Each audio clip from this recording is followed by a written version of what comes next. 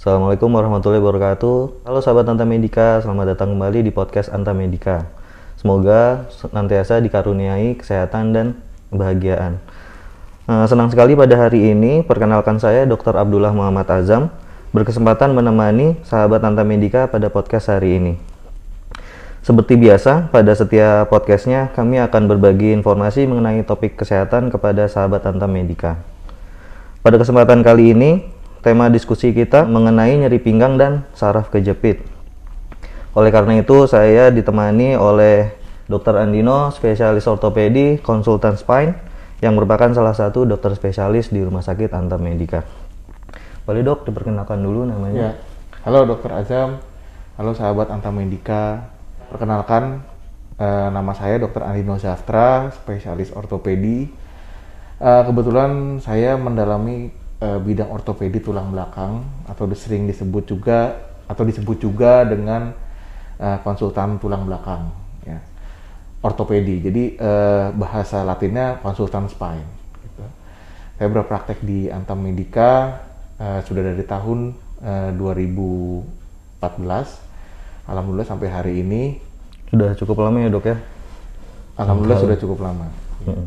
Baik dokter, seperti yang telah disampaikan, kita akan membahas tentang nyeri pinggang ya dok sebenarnya dok ya. Oke, baik. Jadi sebenarnya nyeri pinggang itu seperti apa sih dok? Atau kita harus bahas dulu dari tulang belakang dok? Oke, boleh.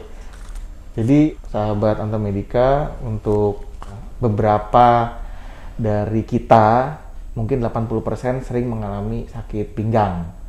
Jadi pertanyaannya biasanya sakit pinggang yang mana yang datang ke dokter syaraf atau dokter bedah tulang atau dokter tulang, kemudian sakit pinggang mana ini yang sering konsepsinya sedikit keliru di masyarakat, yang kurang minum gitu ya. Kurang minum tuh diidentifikasikan dengan kelainan di ginjal gitu.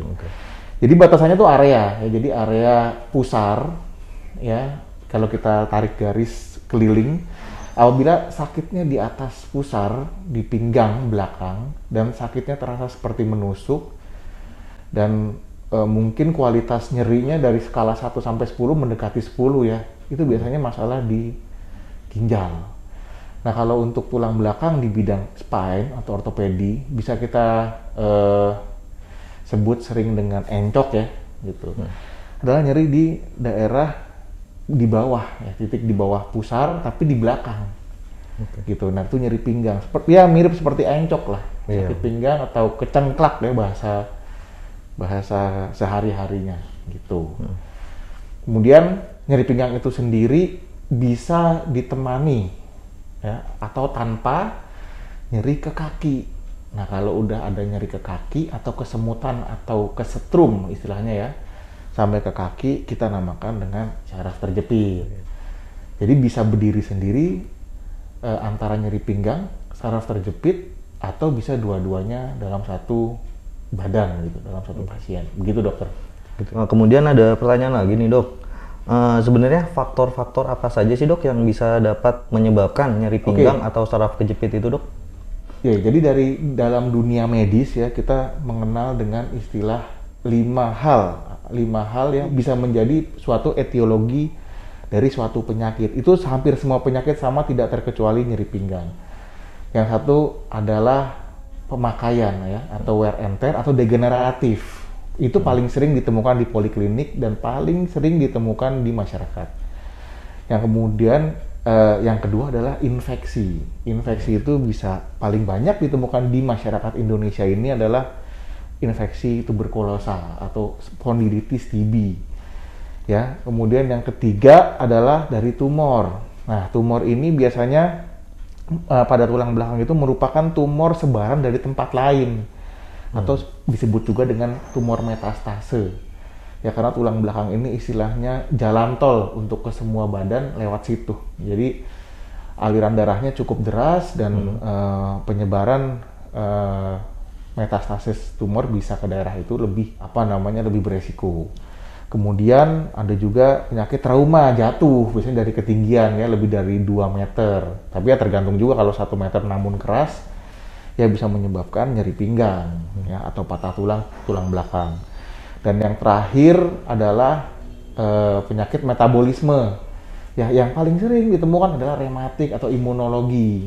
Nah, itu bisa bentuknya adalah namanya rheumatoid arthritis pada tulang belakang, atau ya kita sebut juga dengan ankylosing spondylitis. Jadi kaku pinggangnya tulang belakangnya, sehingga menyebabkan pasien sulit bergerak dan nyeri. Begitu dokter, kurang lebih. Oke dok. Seperti yang tadi sudah dijelaskan dokter Andino, jadi sebenarnya penyebab nyeri pinggang itu bermacam-macam sekali. Betul. Ya dok ya.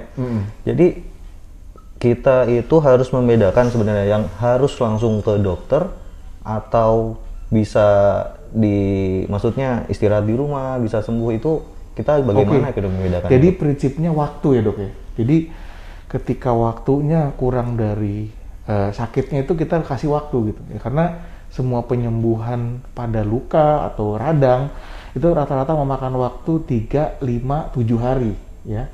Apabila lebih dari itu sakitnya belum hilang atau mungkin bertambah, satu itu kita harus coba pergi ke dokter ya.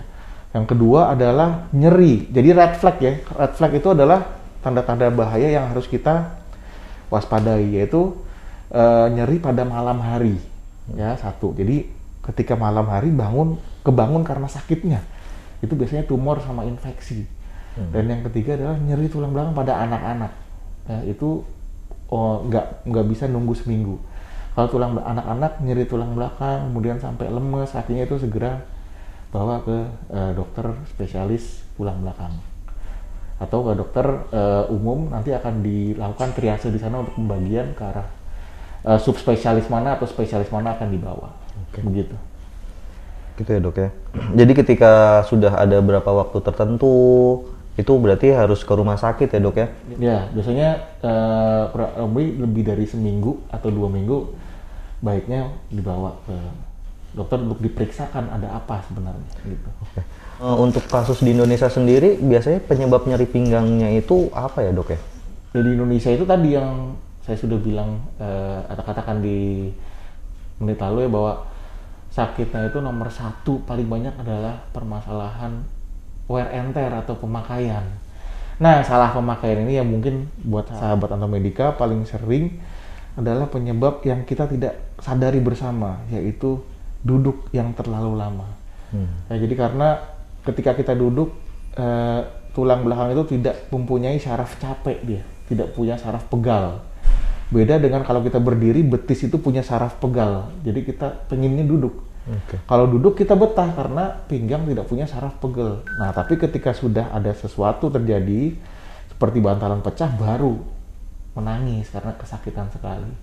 Jadi penyebabnya karena duduk terlalu lama, karena kita tidak sadari itu. Gitu. Jadi atas faktor pemakaian ya dok ya? Pemakaian dan ini aktivitas yang keliru gitu ya. Jadi jika kita ada nyeri pinggang, kemudian sudah ke dokter, terapinya biasanya apa tuh dok? Jadi untuk tulang belakang sendiri ada nyeri, kita pertama investigasi dulu. Jadi ini pentingnya perbedaan antara X-ray dan MRI. Ya, jadi sebenarnya sangat penting sekali untuk dilakukan MRI. Ya, apalagi tadi sudah memenuhi syarat red flag atau nyeri yang lebih dari 1 sampai 2 minggu tidak kunjung hilang. At least kita tahu ada apa yang terjadi di struktur tulang belakangnya, karena permasalahan tulang belakang itu kan paling besar tadi wear and tear kan. Dari wear and tear itu juga paling besar 80% terjadi di non tulang. Jadi biasanya di bantalan sendi atau ligamen sendi yang tidak terlihat di pemeriksaan ronsen biasa.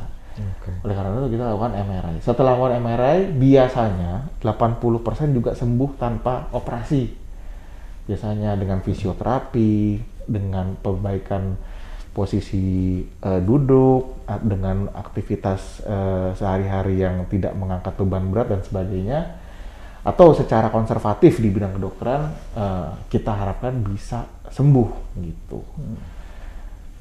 Kurang lebih begitu. Nah, kalau tidak sembuh ya tentu ada beberapa tindakan di bidang spine ya, di bidang ortopedi tulang belakang gitu. Baik dok. Jadi untuk menjaga tulang belakang kita, faktor-faktor atau hal-hal apa saja sih dok yang harus kita perhatikan dok? Oke, yang harus kita perhatikan satu, ya, tadi saya bilang posisi ya. Untuk posisi setelah duduk 30-40 menit, baiknya kita berdiri dulu. Kemudian yang kedua adalah aktivitas olahraga. Ya, aktivitas olahraganya mungkin kita bisa pilih ya, yang mana yang tidak bekerja keras di pinggang apabila kita punya sakit pinggang.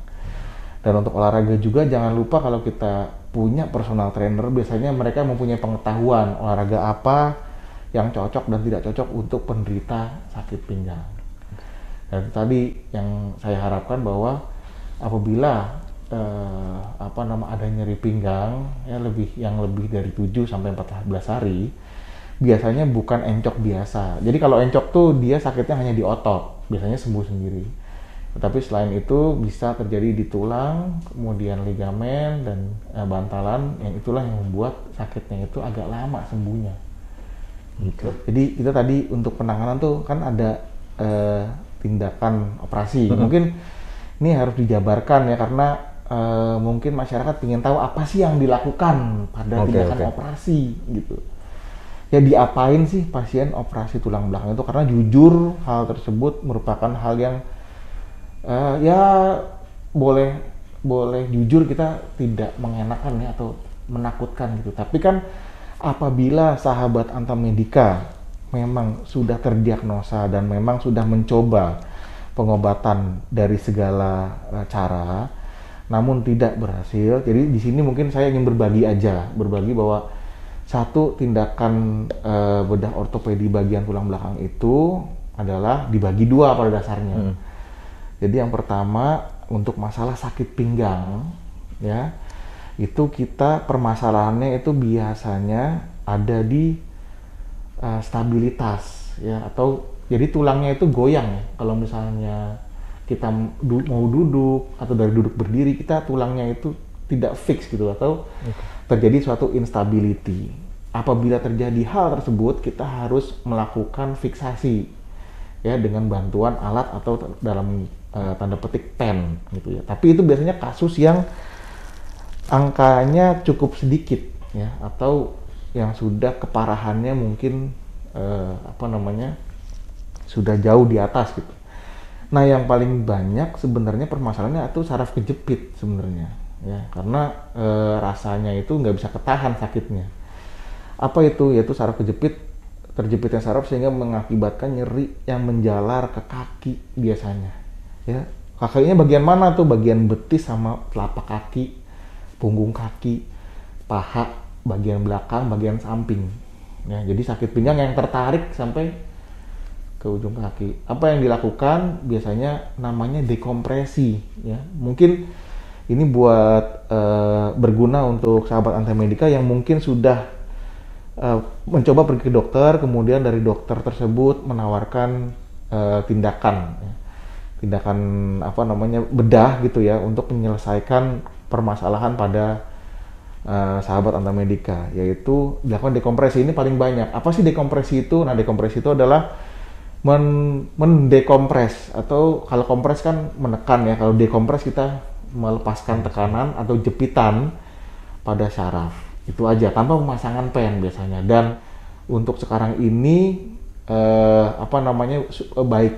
berita baiknya sudah ada teknik terbaru ya, dengan teknik endoskopi, yaitu dengan sayatan lebih kecil ya, dengan presisi yang lebih tinggi. Kemudian karena kita melakukannya dengan layar 40 inci sehingga terlihat betul itu jelas bentuk syaraf, kemudian anatomi, sehingga dengan high definition ya kita bisa melihat dan menghindari bahaya-bahaya yang dapat menyebabkan efek samping. Jadi pendek kata ya, operasi dengan operasi tulang belakang atau tindakan pada bedah tulang belakang saat ini mudah-mudahan dengan adanya bantuan teknologi mudah-mudahan dapat mengurangi efek samping dan tidak menakutkan lagi seperti mungkin zaman sedia kala gitu.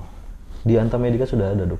Kurang lebih. Oh ya, di Antamedica kita sudah ada, dan ini sih sebenarnya bukan hanya untuk sahabat Antamedica, karena kan kita juga tidak meliputi satu Indonesia ya. Jadi apabila memang sahabat Antamedica atau dimanapun berada, kemudian dokter spesialis bedah tulang bagian spine atau tulang belakangnya mengedukasi atau menawarkan solusi dengan endoskopi. Mudah-mudahan hasilnya baik gitu. Karena kenapa saya menggaungkan endoskopi untuk terapi dekompresi, karena merupakan teknik terbaru yang cukup relatif aman.